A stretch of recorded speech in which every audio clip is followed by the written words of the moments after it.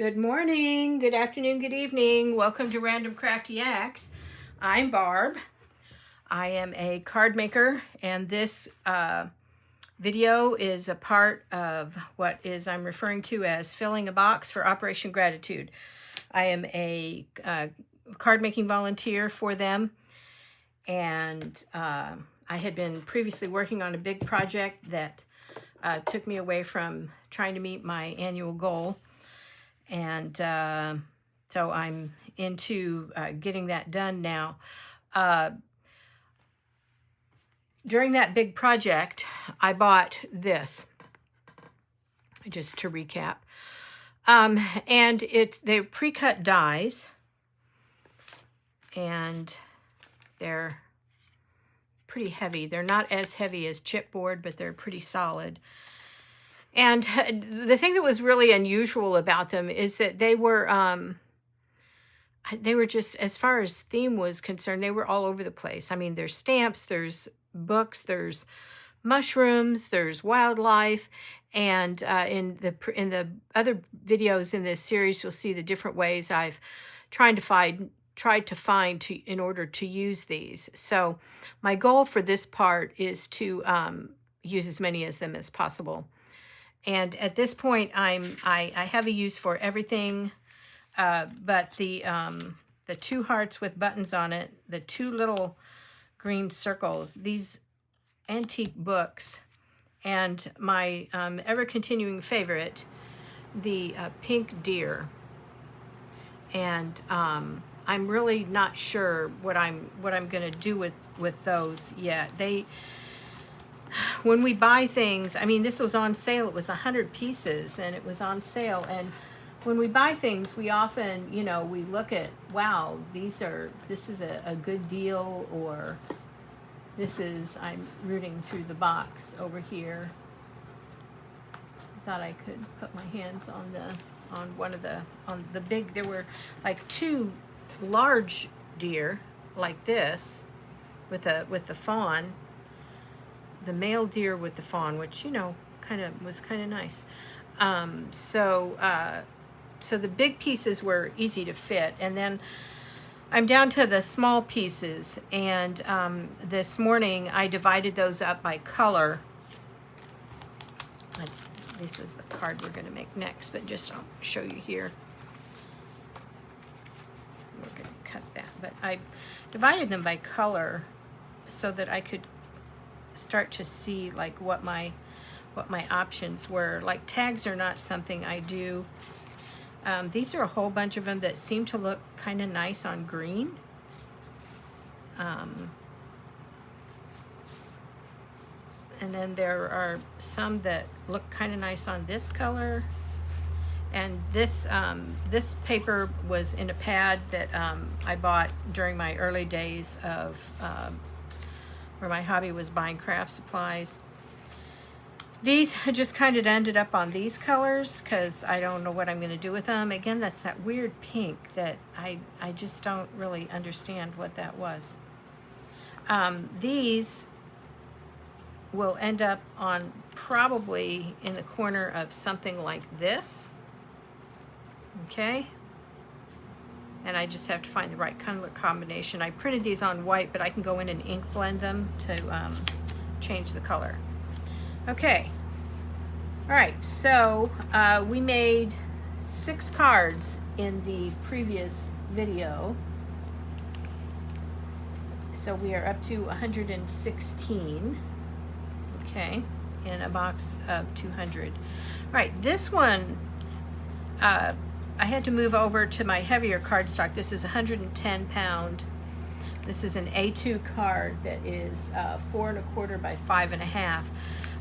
It's 110 pound, but it's referred to as cover cardstock, which means that it is way heavier than the 110 pound that I normally use. And in my haste to get a good deal, I bought a whole bunch of it.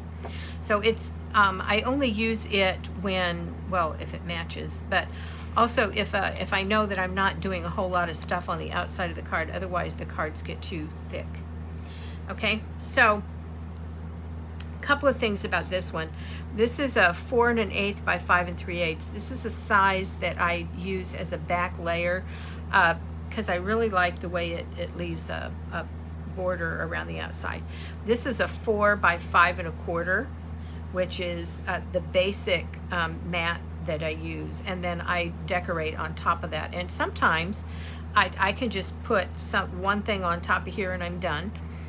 Sometimes I don't even put this. If I'm working with the right kind of pattern paper, I don't have to have that. It's not a requirement, but it is something that I like. Here, what I liked about it is that the black here brings out the dark colors in the flowers that are on this particular embellishment that was in the die cut pack.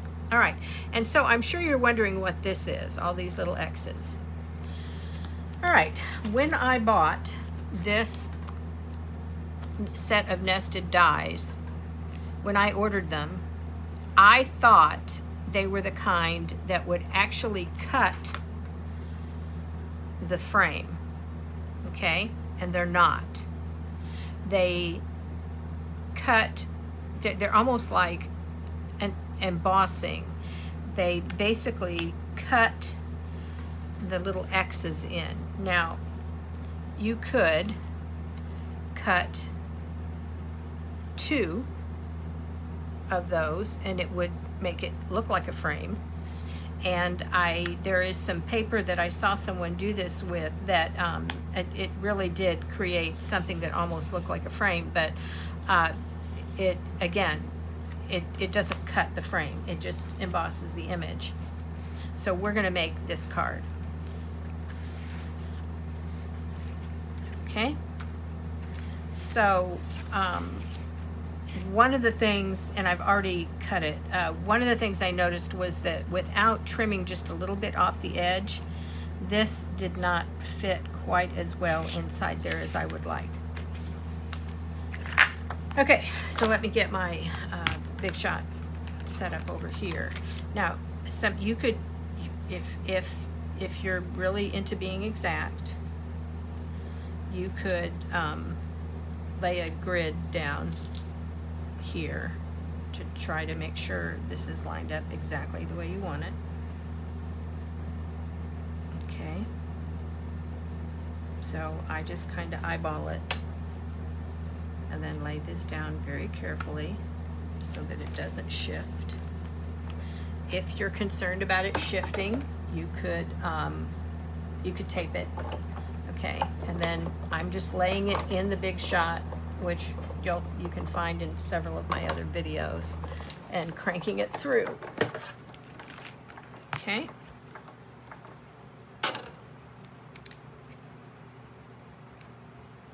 And I'm putting the die back on the, it came in a packet with a magnetic piece here, mat. Okay, all right, so we have that. Let's set that. Just kind of slide that over. Okay, and then I'm going to go ahead and glue this down onto my backing and then place that in the middle.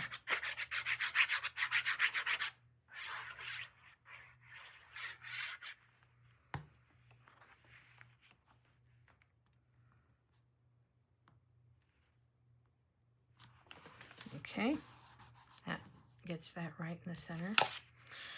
Okay, so now I want to line that up here, but the other thing I did was, you can buy these at any craft store. They're finger daubers. They've got little spongy things on the end, and they work really great for this.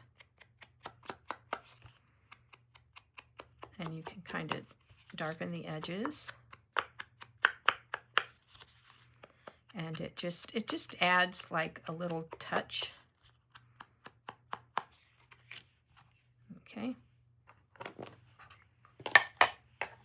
And that's a Distress Oxide, and it's by Ranger. It's a common ink, and that's Vintage Photo, which is one of my favorites. Okay, so I'm just, and I use liquid glue so that I have what's referred to as wiggle room. And I have to be, because this is textured, I have to be pretty liberal with my glue so that it will hold. Okay.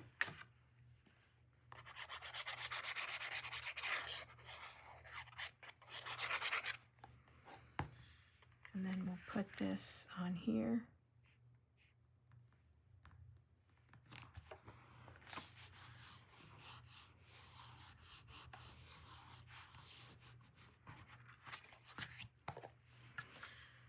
This is the stamp that my granddaughter designed and ordered for me when I started crafting 5 years ago. It's hard to believe it's been 5 years. I started doing this right after I retired, and I did art journaling and junk journaling, and as much fun as that was to learn how to do a lot of things that I didn't know how to do, I was always also making something I had no way to get rid of. And I wanted what I was doing to end up someplace other than like in a box. And that's when I found Operation Gratitude. And I looked for them for a long time so that I could find an organization that handled donations the way I thought they needed to be handled. And everything that we donate to them, aside from the fact that they give us a wonderful list of what they need and when they need it,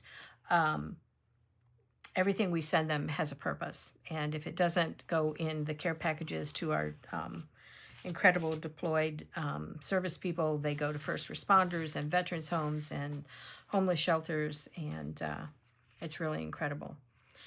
Okay, all right, so that's 2. That pulls up to 118. All right, I need to move this machine, so I'm going to pause the video. Okay, these next 2 cards aren't fully developed. In fact, it looks like there's 3, maybe even 4, so we'll see. Okay, they look like picture frames, and they have butterflies in them. That's my air conditioner that you hear coming on in the background. I'm recording this in June. The feels like temperature when I came out here into my she shed was 106. So I am very, very, very fortunate to be able to have a separate space to come into. All right, so my idea was to try to put these on something that kind of looked like wallpaper. So I found these 2 pieces of patterned paper in my box. Okay, let me check to make sure I'm in frame. All right, so I'm going to cut this at 4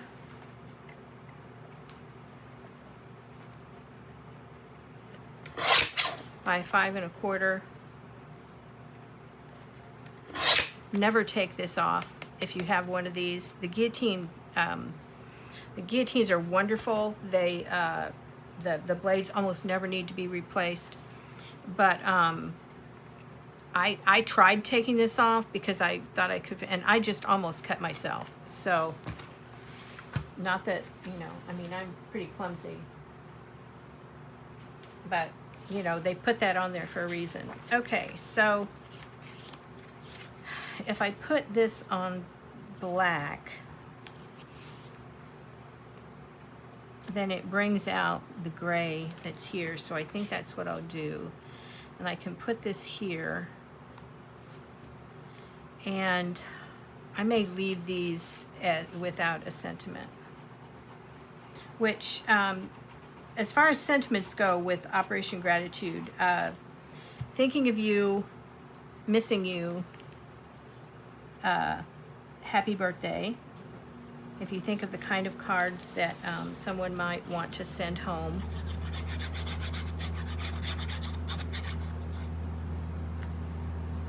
Plain ones are fine as well.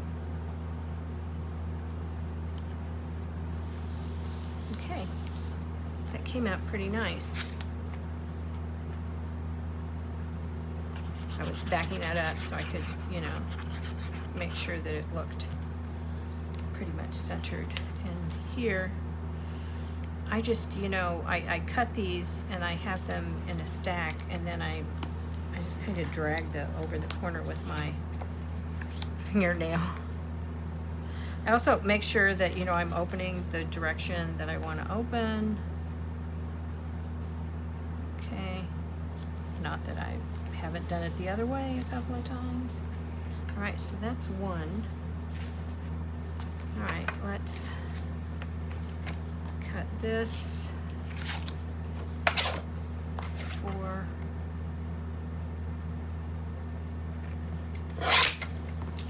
Okay, 5 1/4.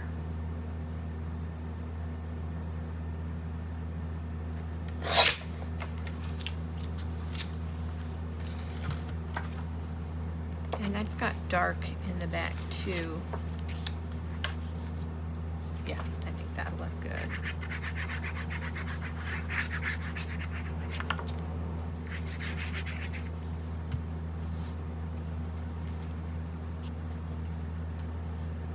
And one of the ways I was taught to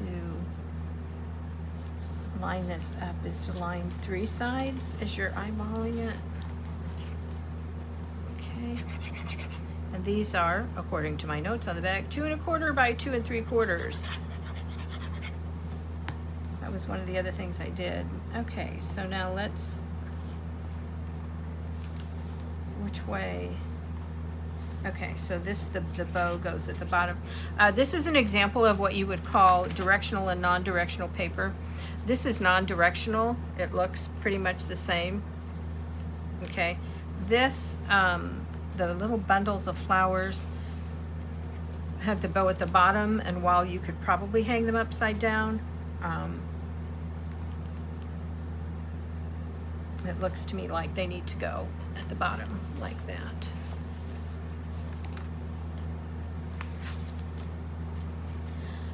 Some of my things I do ahead of time, and I have large portions of them. I had a video I was watching this morning by my daughter-in-law, who I'll put a link to her channel in the description below. She does she does mostly art journal pages, but she works with watercolor and really simple, beginner friendly, and makes basically stuff like this in a different style. And sometimes if you're looking for a way to kind of dress up what you're doing,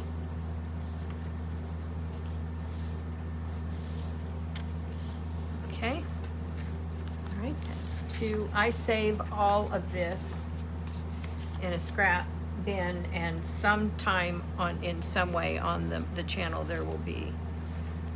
Okay, we're gonna do this one a little bit differently, okay, because we're gonna do the card this way instead of this way. All right, so that means, let me get my math right in my head. Okay, so if I want the paper to fit this way, then the first cut I need to make needs to be 5 1/4. And then this needs to be 4.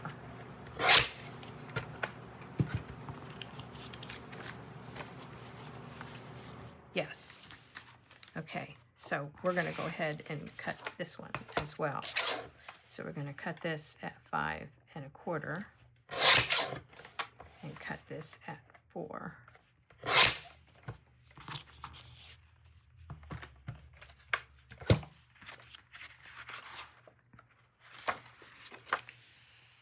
And then the other thing, I do the card backs, the card bases. I did a bunch of those this morning while I was watching the video.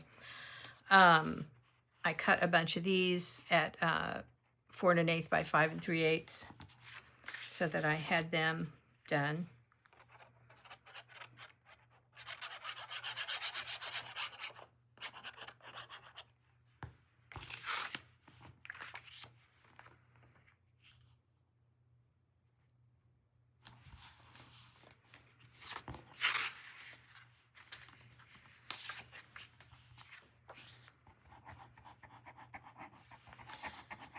Um,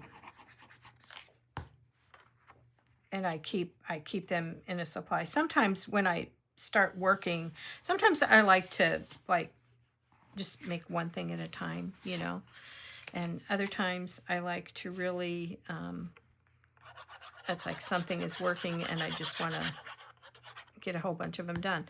2 5/8 by 3 3/4 is what the size of these little pieces are. Okay. And this is considered a landscape card, whereas the other cards were considered portrait.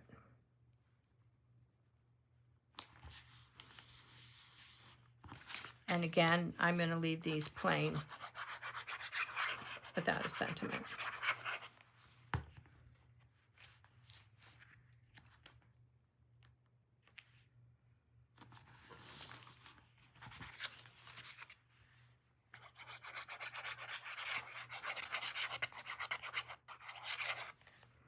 Okay. I'm using the white cardstock card base because there's the light color here and it kind of helps bring that out. Had I had something that had more of this beigey color in it, that might have looked good, but I didn't.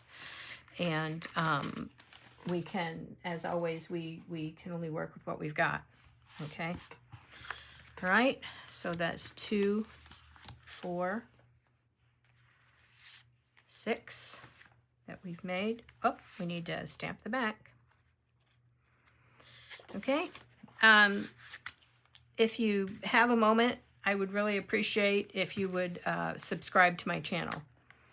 It's very easy to do. You just click on the Random Crafty Axe and you'll see a spot that says subscribe and you click on that. You won't start getting emails. You won't start getting text. It doesn't cost anything. But everything on YouTube runs on what they call the algorithm, which basically has a lot to do with if somebody searches for basic card making. I'd kind of like it if my video came up. Also, in the description in my videos, there is always a link to Operation Gratitude, since that is where I donate all of my cards. And there are a variety of things that you can donate, but I'm doing this to help beginning card makers, because I think card making is just a wonderful, it's a wonderful activity. And in this day when we are so connected to everything online and digital and all of that, you know, it is just so delightful to get a card in the mail. And I have some friends who send out their cards every month. You get a card, not just at Christmas. And it's an absolute delight. And so I didn't do Mother's Day and Father's Day cards this year like I have in the past, but I sent everybody a happy summer card. Okay, so if you would subscribe to my channel, that would be really helpful. And it would increase the likelihood that these would some people would find their way. So here we are up to 122 in the box. All right. Thank you very much for being here, and keep checking back.